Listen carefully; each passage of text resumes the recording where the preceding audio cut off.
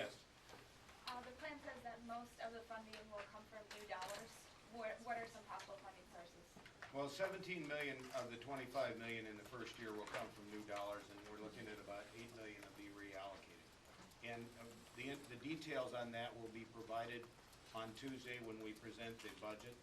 I'm going to be presenting the condition of the state address to a joint session of the legislature at 10 o'clock in the morning on Tuesday. And even though the law does not require that we submit the budget until the end of January, we will be submitting the budget. And remember, last year we passed essentially a 2-year budget, including 2 years of funding for the school aid formula. But we are looking at supplemental appropriations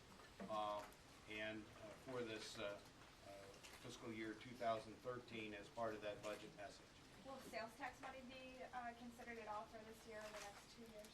Well, sales tax is part of the funding that goes to the general fund of Iowa. And so from the general fund, we are looking at adding additional $17 million in this coming year, fiscal year 2013, and reallocating about $8 million of the existing funding going to school. Governor, initially the projections for the cost were much higher than that, and I know that teachers' salaries have been taken off the table for this year, but what can you tell us about projections in the future? Well, I think if we make a dramatic change in the way we compensate teachers, that would be a fairly significant and expensive provision. And Jason will be, in the near future, appointing a task force of leaders, including educators, to study this whole process and look at what we have in the blueprint and other ideas on how we can have a compensation system that will be helpful to attracting the highest quality teachers and rewarding good teachers, and making sure that we have a program that provides opportunities to mentor new teachers and help them improve their skills. Would it be accurate to say that the things that are in this package today, many of them are not very costly? Right. And so that's true. Can you give us the an idea compensation, the change in the compensation system is, I think, clearly the most costly piece. And it's also one of the most complicated ones. And obviously, as we did the town hall meetings, there were a lot of questions raised about that. And we thought this is important enough that we want to get it right. We want to get more information and more expertise. And we recognize this is the first year of what we think is really a 10-year process to move Iowa to best in the nation in education. So, but even without the teacher pay, is this $25 million just to start, or do you anticipate that being bigger over the next 10 years? We anticipate that we're going to do more and do things differently in the future, including some reallocation and also additional new money that would be provided as we go forward. Do you have a ballpark? No, we don't. What we've done is put together the budget that is balanced and that's sustainable for the long term, and the budget we present will also have 5-year projections that shows that everything we're doing is affordable. And I happen to believe that the Iowa economy is stronger than that of the nation as a whole, and that because agriculture has had a good year, that we could well have, but we also are going to strictly adhere to the law that says we can only spend 99% of the December revenue estimate.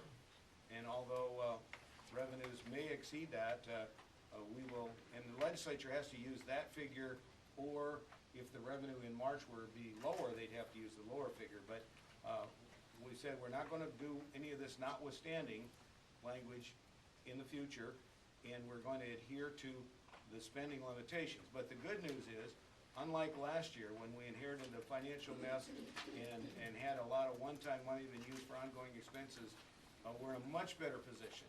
And we've got a 2-year budget for most things, and we just have to complete the part that didn't get done last session. So I'm very hopeful this can be accomplished and the additional resources for education can be provided. We also know that this is comprehensive, and there are aspects of this that I'm sure will be somewhat controversial, but we feel confident because of the thoughtful way in which we've approached it, and because the effort we've made to build broad-based consensus, that hopefully in the end we can get something close to this approved. Now, I'm realistic to recognize that I don't think you ever pass anything without some amendments in the legislature.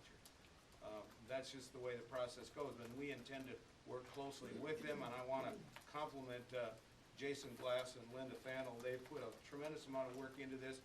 Jason's got a great team working with him at the Department of Ed, and he's done a great job of reaching out, as the Lieutenant Governor and I, to try to include educational leaders from across the state in this process. But we know throughout the session there will be a lot of work to be done on. There's another law that says you have to forward fund allowable growth. Are you going to adhere to that law? And when you present your budget, are you going to come with a FY14 number? No. We're not going to do change that law then? Well, first of all, the legislature has not done that in the past. You may recall when we came in last year, there had been no allowable growth set.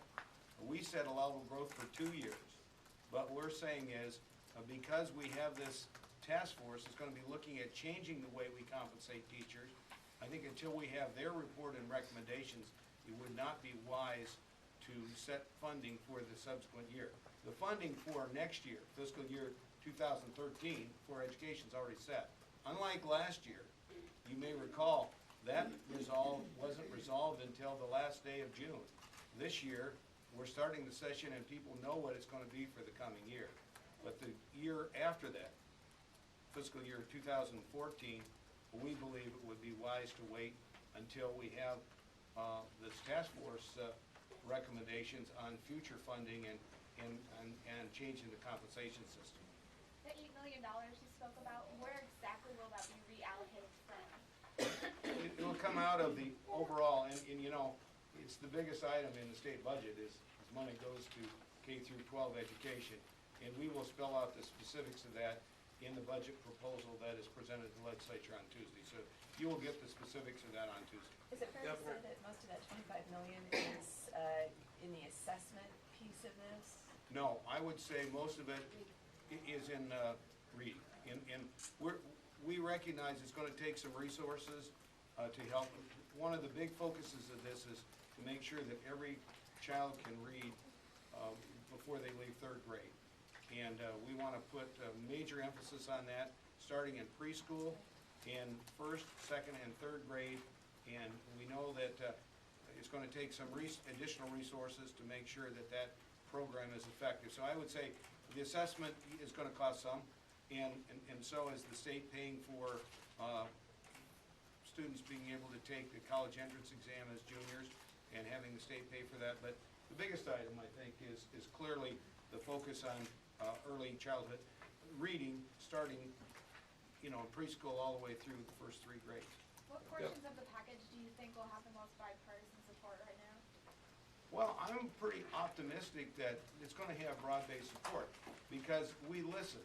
And for instance, we heard from people, we think that we shouldn't just, the standards, the Iowa Core shouldn't be just focused on these core courses, but we also, things like music and physical education and character education and these kinds of things, entrepreneurial, foreign languages, those are important. And we've included that. And so I believe that because of the approach that's been taken, because of the Education Summit, because of the town hall meetings and the feedback that we received there and the improvements we've made, I think that we've improved the package and that it has potential for broad-based bipartisan support. Following up on that, Governor, you'll obviously need the support of at least a few Democrats in the Senate. Have you had any Democrats express interest in supporting this so far? Or? They've been included from the very beginning, and many Democratic legislators attended the summit, and they have been included in the discussion groups, and we've had educational organizations representing teachers, administrators, school boards, and also the Business Council and many others involved in the discussions as we've gone through this entire process. So we're very there's no big surprises here, and these ideas I think have been perfected and improved through the process. We also respect the legislative process, and there may be ideas that come up in the legislature that can further improve on this, and we welcome that. Governor, there are 2 changes outlined in your press release. Can you talk about those? Make it clear that you're not backing away from ending social promotion.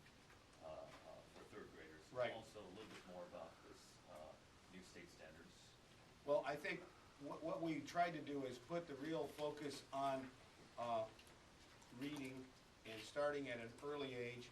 I think there was a misunderstanding that we were just gonna focus on third grade. But we're really gonna start in preschool, kindergarten, first, second, and third grade, and make sure if students are falling behind or are not achieving what they need to, they're given remedial help and assistance so they can be up to speed and so they're ready to be promoted at the end of third grade.